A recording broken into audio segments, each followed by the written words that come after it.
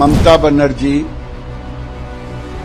सत्ता के मद में इतनी चूड़ हो गई है, मां माटी मानुष को तो भूल ही गई, अब भगवान श्री राम को भी गाली देना शुरू कर दी। ममता दीदी, राम शांति और सद्भाव के प्रतीक हैं, तो वहीं अन्याय रूपी रावण, त्रिजटा, तारका, सुपनेखा का भी नाश किया है।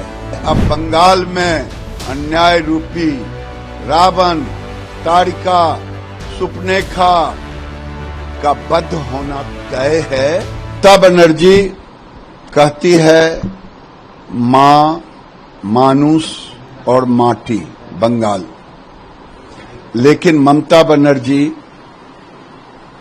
सत्ता के मद में इतनी चूड़ हो गई है, मां माटी मानुष को तो भूल ही गई, अब भगवान श्री राम को भी गाली देना शुरू कर दी।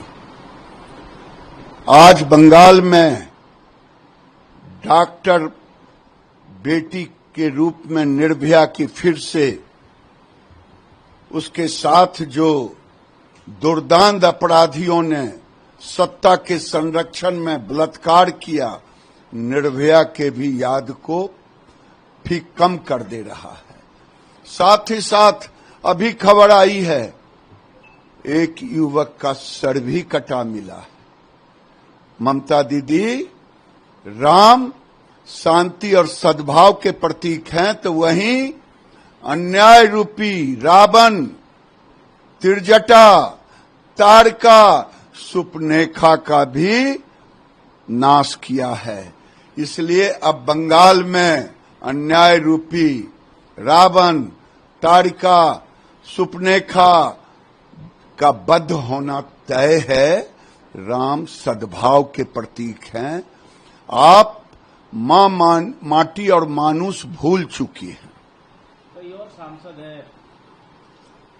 क्योंकि वो जानती हैं ममता बनर्जी की प्रतिक्रिया ये नहीं कह रही हैं कौन है। बंगाल में एक खड़का भी इधर से उधर होता है तो बिना ममता बनर्जी, अभिषेक बनर्जी के इजाजत का नहीं होता। वहां अगर गुंडागर्दी भी होती तो अभिषेक बनर्जी और ममता बनर्जी के बगैर नहीं होता। ये सरगना है और ये सद्भाव के प्रतीक ममता नहीं। प्रधानमंत्री वन नेशन वन। देखिए, ठीक ही कहा। देश में कॉमन सिविल कोड, कॉमनल को भी कहा जाता है इसलिए कि एक खास को प्रोटेक्ट करती है।